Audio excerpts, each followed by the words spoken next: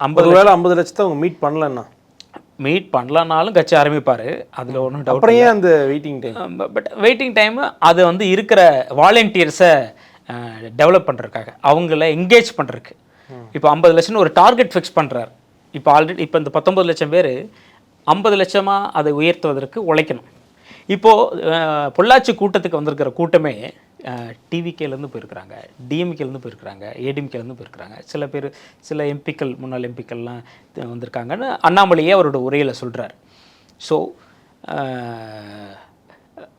ஆனால் அங்கெல்லாம் இடம் பெருசாக சோபிக்காத ஆட்கள், அதாவது அவங்களுக்கு சரியாக வாய்ப்புகள் வழங்கப்படாதவர்கள் இங்கே வந்திருக்கிறாங்க. அந்த மாதிரி நபர்கள் தான் இப்போ வீத லீடர்ஸை நோக்கி வந்திருக்கிறாங்க. ஸோ அவங்கள வச்சு அவர் ட்ரைவ் பண்ண வேண்டியது இருக்குது. அதனால் இந்த 50 லட்சங்கிற எண்ணிக்கை என்னென்னா, உங்களுக்கு ஒரு 50 லட்சம் இருந்தால் தான் 50 லட்சம் இன்ட்டு 4ன்னு போட்டால் உங்களுக்கு 2 கோடி. ஒரு ஒரு ஒருத்தர் ஒரு 3 ஓட்டை கன்வெர்ட் பண்ணுறாருன்னு வச்சுக்கோங்களேன், அந்த ஓட்டோட எண்ணிக்கை 2 கோடி. இவ்வளோ தான் லாஜிக். இப்போ நீங்கள் ஒருத்தர் இருக்கிறீங்க வீதி லீடர்ஸில், நீங்கள் ஒரு 3 பேரை கன்வெர்ட் பண்ணிங்கன்னா அந்த ஓட்டு 4 மாறுது.